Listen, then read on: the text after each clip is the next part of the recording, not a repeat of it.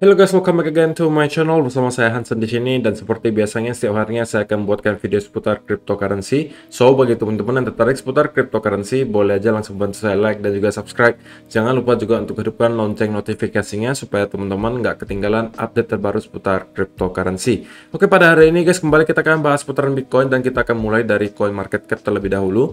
Pada hari ini secara global market cap crypto berada di angka 2,26 triliun dolar, atau turun sekitar 3,21%. Nah, Bitcoin sendiri berada di angka 48.029 dolar, Ethereum 3.821, Binance Coin 539, Solana 179 dolar, Cardano 1,43, XRP 0,86, Terra Luna 86 dolar, dan Polkadot berada di urutan ke-10 dengan harga 28,91 dolar. Ya, untuk hari ini kita tidak melihat ada satupun yang hijau ya di top 10 koin guys. Cuman ya kalau ditanyain top performernya yang mana, mungkin kita jawabannya adalah Polkadot, karena dia hanya turun sekitar 1,61%. Kalau kalian bandingkan dengan yang lain-lain, itu rata-rata 3-7% penurunannya. Oke? So, itu adalah outlook sementara dari beberapa top coin yang ada. Sekarang kita masuk dulu ke beberapa berita dan data terbaru hari ini. Pertama, di sini dikatakan analysts warn that possible downside week could push Bitcoin price as low as 44K. Jadi ada seorang analis mengatakan kita bisa jadi akan mendapati Bitcoin nyampe ke angka sekitaran 44.000 gitu. Dan menurut dia, salah satu hal yang menyebabkan kita terkoreksi cukup dalam lagi adalah adanya bearish divergence di sini. Oke, di sini dimana kita membuat higher high. Oke, sedangkan di indikator RSI-nya kita membentuk lower high gitu ya. Jadi itu intinya adalah bearish divergence, dan ditambah lagi kita ada fake out di sini. Oke, jadi kita membentuk sebuah double top sekaligus fake out yang membuat kita drop cukup parah dari sekitaran 52.000 sekarang nyampe lagi ke sekitaran 48.000. Dan menurut si Reg Capital di sini dia juga mengatakan kemungkinan kita akan bisa nge-retest lagi ya area kurang lebih 44.000 di sini. Oke, karena alasannya adalah berkaca dari koreksi di bulan Mei kemarin, di mana kita akan revisit area week sebelumnya. Ya, di mana kalau di bulan Mei itu di sekitaran sini, oke, kita akan revisit. Jadi ini juga ada sempat kita bicarakan ya beberapa hari yang lalu, di mana udah mulai banyak orang percaya bahwa kita kemungkinan akan close lagi mungkin di bawah 45.000, mungkin ke 44 atau bahkan ke 42 atau bahkan 40.000. Karena chart di setiap exchange itu beda-beda guys. Jadi ada yang weeknya sampai ke 43, ada yang weeknya sampai ke 42, jadi beda-beda gitu ya. Jadi mungkin kurang lebih kita bisa melihat Bitcoin nyampe lagi atau revisit ke sekitaran 43 sampai 40.000 areanya untuk mengisi lagi week yang sudah tercipta di awal bulan kemarin. Dan di sini dia juga mengatakan waiting for breakout above 52K. Jadi menurut si siapa nih?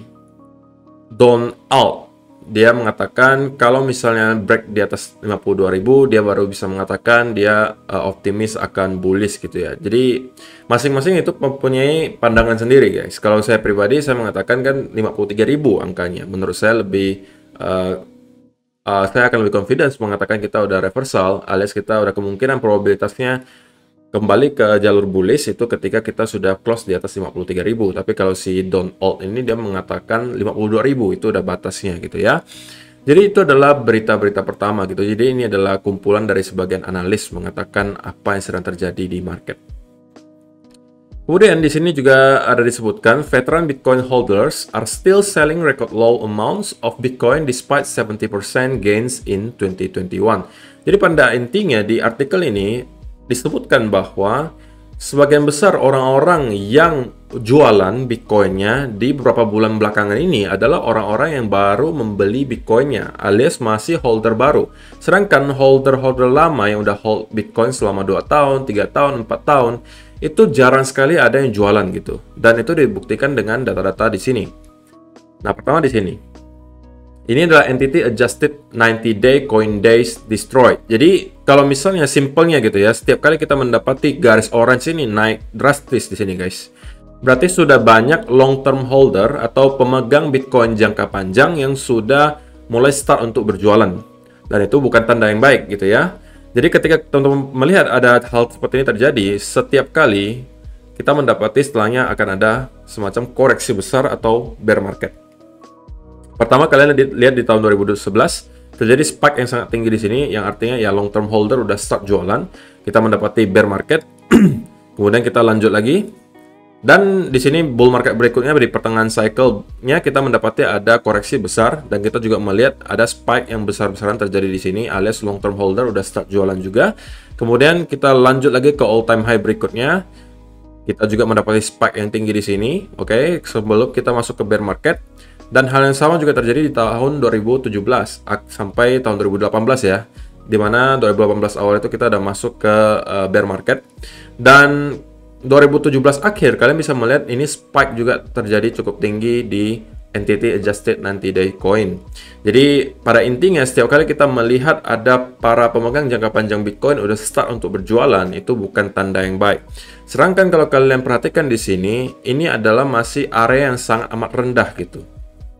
Alias, belakangan ini kita tidak melihat para pemegang jangka panjang itu start jualan, belum gitu guys. Rata-rata mereka masih hold barangnya. Jadi di sini juga ada buktinya bahwa yang jualan beberapa bulan belakangan ini adalah orang-orang yang baru ngebeli. Nah, di sini ditunjukkan dengan warna-warnanya nih guys. Ini ada warnanya ditunjukkan dengan indikasi di sini kalau yang warna ungu itu 24 jam terakhir ini sudah berapa lama mereka hold-nya gitu ya. Kalau 24 jam berarti udah kurang lebih 24 jam mereka hold Bitcoin-nya sebelum dijual. Kalau ini 1 hari sampai 1 minggu di hold kemudian dijual gitu ya.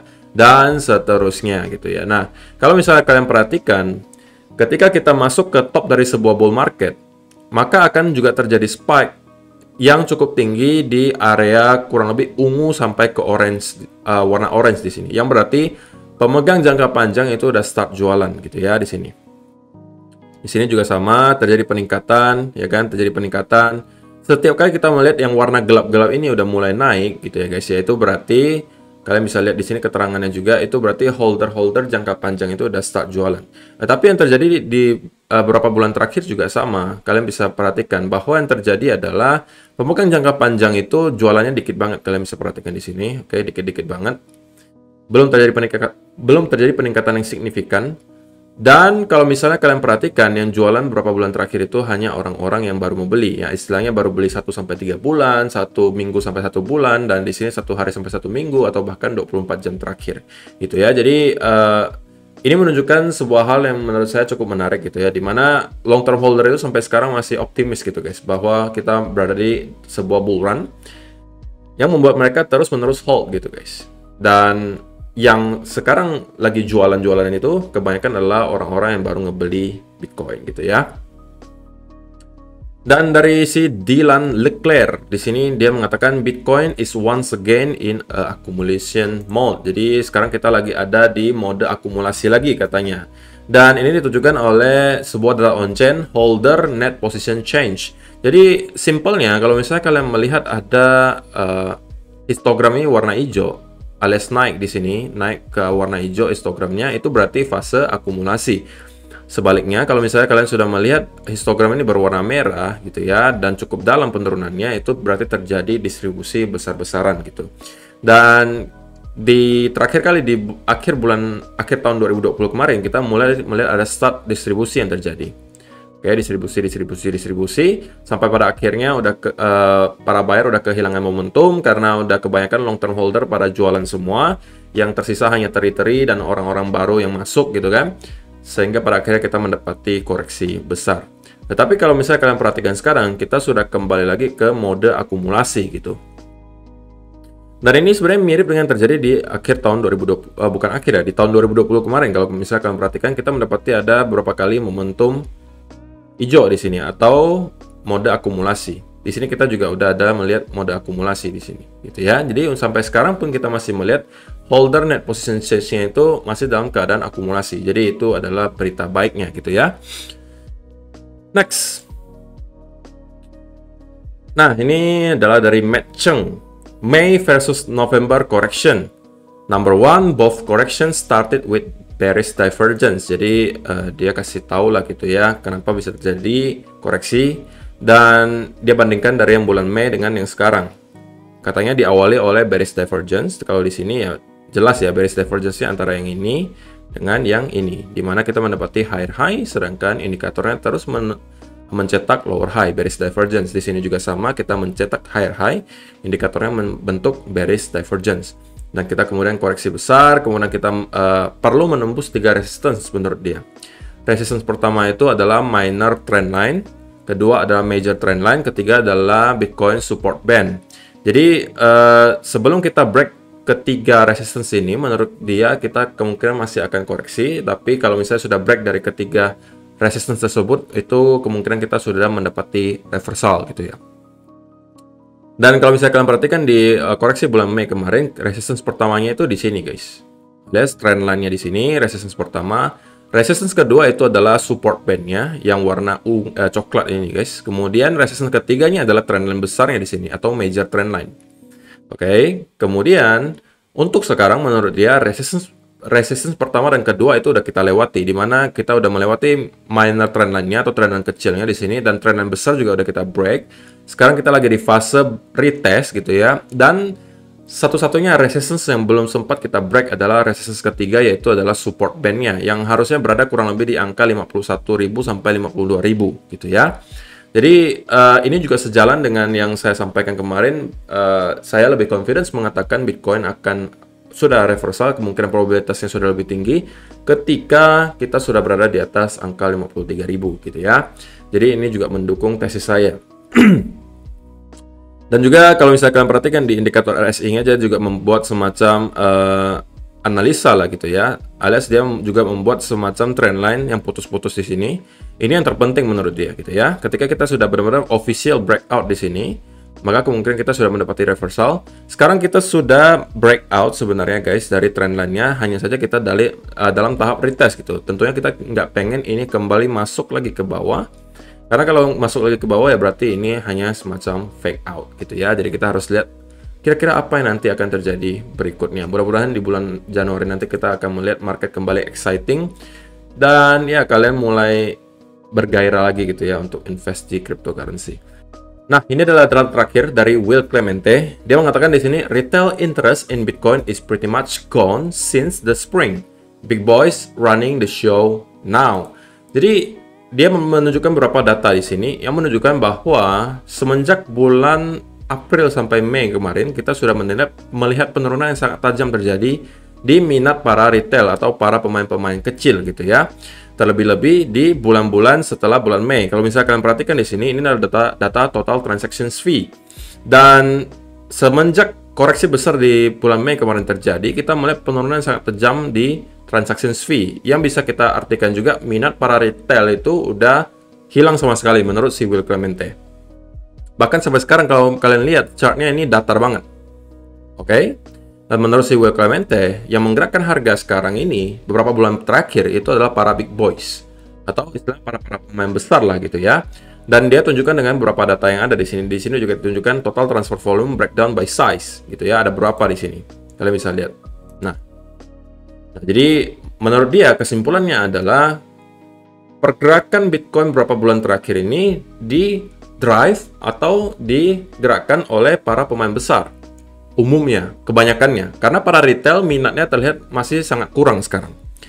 Dan tentunya ini bisa diartikan sebuah berita yang positif gitu guys. Kenapa?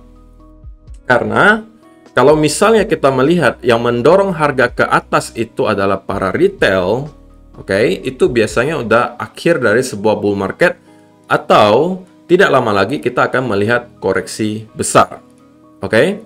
Biasanya kalau misalnya kalian udah melihat misalnya tetangga-tetangga kalian udah mulai start ngomongin Bitcoin gitu ya, atau intinya orang-orang yang menurut kalian sebenarnya itu nggak ngerti kripto, yang dulunya nggak mau tahu menahu soal kripto, tiba-tiba omongin kripto lah istilahnya gitu. Dimana-mana kalian dengar orang-orang ngomongin kripto, padahal yang awalnya mereka kayak apa sih itu kripto gitu kan. Nah, pada saat itu biasanya keadaan market itu lagi sangat euforia karena mungkin media semuanya meliput soal kripto. Wah, setiap hari meroket karena diliput terus. Kemudian mereka juga mendengar dari kanan kiri gitu kayak tetangga, dari teman kerja, dari keluarga bahwa mereka cuan dari kripto ribuan persen, puluhan ribu persen, yang membuat orang-orang yang awalnya nggak terlalu ngerti dengan kripto pun pengen mencoba gitu masuk. Jadi semuanya ikutan masuk, baik yang dari ngerti kripto sampai nggak ngerti kripto itu masukin uangnya semuanya ke kripto. Yang membuat biasanya akhir dari bull market itu biasa disertai oleh parabolic move atau pergerakan yang parabolik. Karena semuanya yang dari yang ngerti sampai nggak ngerti itu ikutan masuk. Karena pengen cuan doang gitu kan. Nah itulah biasanya saat-saat terakhir gitu. Karena sudah market terlalu euforia, biasanya setelahnya kita akan mendapati kalau tidak koreksi besar itu akan terjadi bear market gitu ya. Jadi itu adalah tanda-tandanya gitu. Jadi kalau untuk sekarang kita belum bisa mengatakan hal tersebut karena yang mendorong harga sekarang itu masih para paus. Jadi para retail itu minatnya sekarang masih low banget. Ini juga mendukung data yang kemarin kita sajikan dari Google Trends gitu. Di mana Google Trends juga menunjukkan orang-orang yang search kata Bitcoin itu sekarang masih rendah banget. Alias masih jarang banget orang yang sekarang mencari kata Bitcoin, masih kurang banget. Ketika biasanya fase euforia terjadi, alias fase parabolik terjadi di akhir sebuah bull market, itu biasanya search kata Bitcoin di Google itu meningkat tajam. Itu juga bisa dijadikan indikator sebagai sebuah indikator yang menunjukkan bahwa market sedang euforia, gitu ya. So, itu adalah beberapa data dan berita terbaru hari ini. Sekarang kita masuk dulu ke chartnya Bitcoin. Dan kita akan mulai dari daily chart terlebih dahulu. Nah, kalau misalnya kalian perhatikan di daily chart, guys. Per hari ini kita kembali ke area yang kemarin kita sebut sebagai area next major support di sekitaran angka 47.000. Oke. Nah, kita persis nyampe lagi di area tersebut. Sekarang kita sedikit tertahan. Oke, dan semalam kita juga udah omongin soal potensial double top di sini, ya kan? Dimana kalau kalian perhatikan, ini adalah double topnya, neckline-nya sebelah sini, oke. Dan kalau misalnya secara teori, maka targetnya akan kurang lebih berada di sekitaran ini, gitu ya. Dan kita persis berada di area tersebut. Jadi kalau misalnya kalian ada trade double top ini, maka kalian harusnya sudah mencapai target. Dan sekarang kita kembali melihat di 4-hour chart ada sebuah candle yang cukup positif ya, dimana kita kembali melihat ada bullish engulfing candle gitu. Bullish engulfing candle yang biasanya secara teori itu cukup bullish gitu guys. Dan kalau misalnya kalian perhatikan di sini juga kita beberapa kali mendapati ada buktinya gitu. Di sini pertama, oke, kita mendapati bullish engulfing candle, kita kemudian bounce lagi ke atas. Di sini juga sama, walaupun ya ini mungkin terlalu liar ya. Ini bullish engulfingnya liar banget dan kita kembali naik ke atas sedikit. Kemudian di sini juga sama, kalian bisa perhatikan kita kembali naik ke atas. Dan seterusnya kalian bisa cek. Jadi bullish engulfing itu secara teori memang candle yang bullish banget gitu ya. Tetapi tentunya harus ada konfirmasinya. Biasanya berupa breakout dari high sebelumnya, alias di sini. Closing candle 4 hourly sebelumnya itu kan high-nya atau puncaknya berada di sini. Ketika kita sudah break dari sini, biasanya kita akan mendapati pelanjutan arah ke atas. Dan untuk sementara ya tentunya kalau kalian lihat secara gambaran besar atau di 1-hour chart ya short term kita masih melihat pressure bearish yang cukup kencang gitu ya, dimana kita ada mendapati impulsive move di sini. Maka walaupun kita mendapati ada bullish engulfing candle di 4-hour chart, saya tidak expect akan ada tiba-tiba V-shape recovery lagi seperti ini. Oke, mungkin kita hanya akan mendapatkan retracement ke atas, dan sampai di mana retracementnya mungkin kita bisa mengandalkan Fibonacci retracement untuk membantu kita melihat area-area yang penting gitu ya. Nah, pertama mungkin akan berada di sekitaran sini ya, 0,382 sampai 0,5, karena di sini juga sekaligus merupakan area minor support sebelumnya di sini yang sudah ditembus. Oke, sekarang harusnya akan menjadi minor resistance. Oke, apabila kita mendapati Bitcoin merangkak naik seperti ini dalam bentuk corrective move dan nyampe ke kurang lebih angka 49.000 di sini, dan kemudian membentuk pattern misalnya bear flag atau apapun itu yang menunjukkan bearish continuation, maka kemungkinan besar kita akan kembali bisa menuju lagi ke lower low baru, alias kita akan membentuk lower low baru di sini. Dan apabila kita mampu menembus dari angka 47.000 sampai 46 di sini, saya rasa next area support harusnya akan berada di sekitaran angka 43.000 di sini. Oke, dan kalau ini pun tidak mampu menahan, maka nextnya lagi harusnya berada di sekitaran angka 40.000. Dan kedua area ini menurut saya sangat mungkin bisa divisit oleh Bitcoin. Kenapa? Karena ini juga untuk mengisi week sebelumnya yang terjadi di sini. Kalau di chartnya Bybit, kita weeknya nyampe di kurang lebih angka 41.500. So kalau misalnya untuk mengisi week tersebut, maka kita harus kurang lebih nyampe di 41.000 atau bahkan 40.000 dolar di Bitcoin. Tentunya kalau misalnya kita dikasih surprise sama Bitcoin, katakanlah kita tiba-tiba mendapati ada V-shape recovery di sini, ya tentunya itu hal yang sangat kita mau ya gitu ya, kalau adanya tiba-tiba bullish momentum yang sangat deras seperti itu. Cuman so far saya belum bisa melihat itu terjadi, indikasinya belum ada sama sekali gitu ya. Kita hanya mendapati satu candle bullish engulfing di sini. Ya walaupun kalau misalnya kalian perhatikan secara RSI juga kita sekarang sudah berada di area oversold sedikit gitu ya. Dan sekarang kita udah naik dari area oversold. Ya mungkin untuk sementara ya kita masih bisa bermain di sekitaran area inilah, antara 47.000 dan 51.000. Karena ingat guys, sekali lagi ini mungkin udah sampai bosen kalian dengarnya ya. Kalau kalian hapus semua garis, semua area support dan resistance-nya, maka kalian akan ketemu bahwa sebenarnya dari awal bulan Desember sampai sekarang, ya kita mainnya cuma di area ini saja. Alias secara teori itu kita masih sideways gitu ya. Dan biasanya sideways itu, ya kita mainnya bolak-balik di situ-situ aja gitu kan. Jadi kalau ditanya kemungkinannya untuk bounce kembali ke atas ada nggak kok? Ya jelas ada gitu. Karena kita belum benar-benar mampu breakout ke atas area ini ataupun breakdown dari area ini.